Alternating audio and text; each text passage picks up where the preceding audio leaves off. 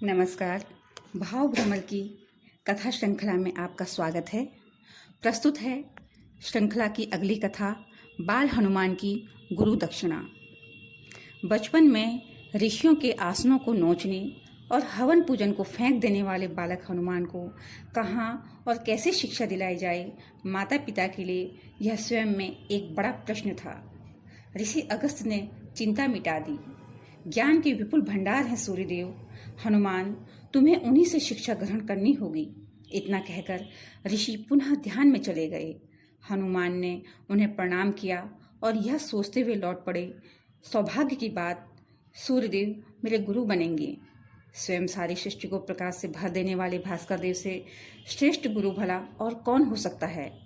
बालक हनुमान ने सारी कथा माँ को सुनाई। माता अंजना को चिंता हुई, क्या उनके बालक को सूर्य शिक्षित करेंगे।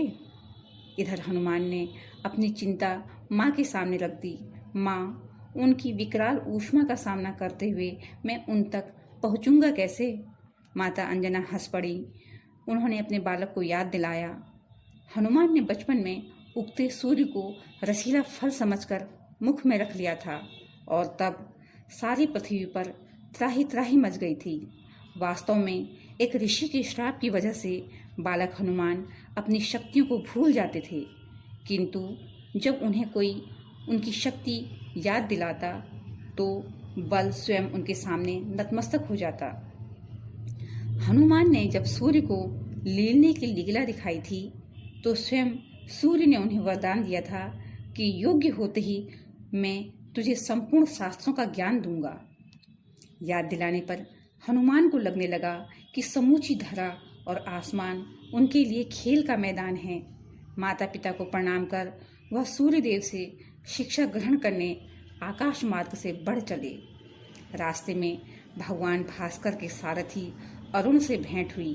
अरुण हनुमान को दिवाकर के समक्ष ले गए।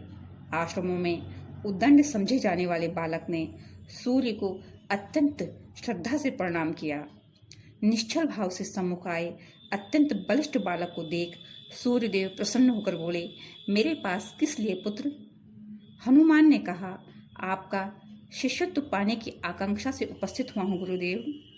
ऋषि अगस्त्य के आदेश से प्रेरित हो माता अंजनी ने मुझे आपके पास विद्या अध्ययन के लिए भेजा है। मुझे शिष्य के रूप में स्वीकार कर कृतार्थ करें। सूर्य के तेजस्वी मुख पर क्षण भर को मुस्कान खिली और सहसा ही विलीन हो गई।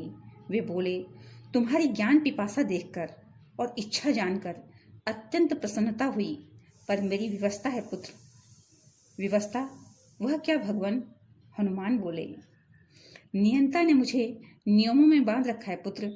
मुझे पल के सहस्त्रवें भाग तक भी विश्राम नहीं। काल चक्र थमता ही नहीं, सो मुझे भी सर्वदा गतिमान बने रहना है। मेरी स्वयं की इच्छा तुम्हें ज्ञान देने की है, पर इस स्थिति में मैं कब और कैसे तुम्हारे जैसे आदर्श जिज्ञासु शिष्य को शिक्षित कर सकता हूँ।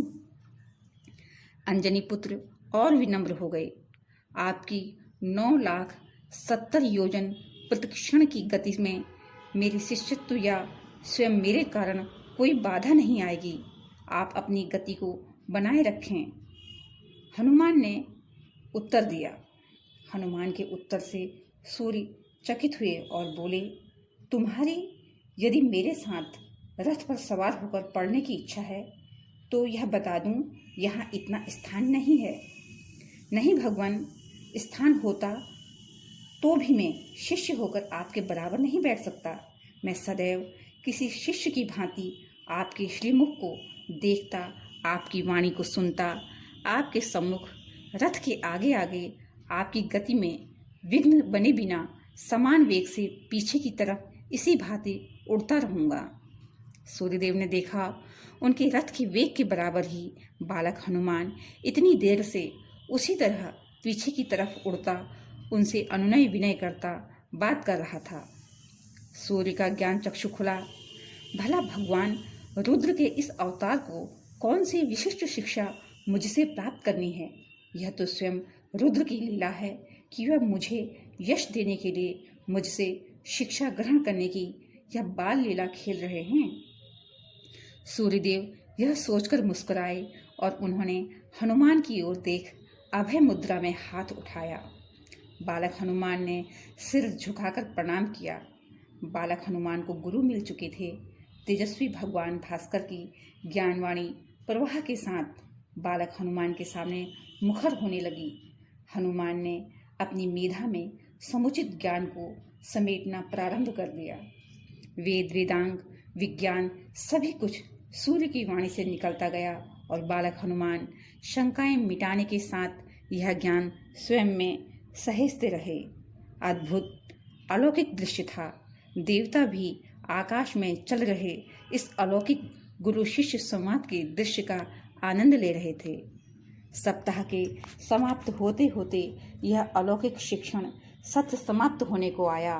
हनुमान ने गुरु को प्रणाम कर गुरु दक्षिणा बताने के लिए निवेदन किया। सूर्य तो बालक हनुमान की विलक्षण बुद्धि से चकित थे।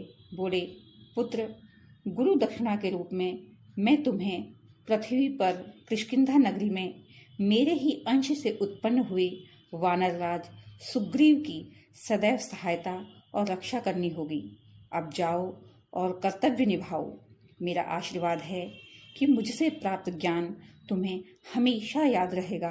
तुम्हारी कृपा होगी तो कृपा पात्र भी विद्या और ज्ञान प्राप्त कर पाएंगे। जय सिया राम।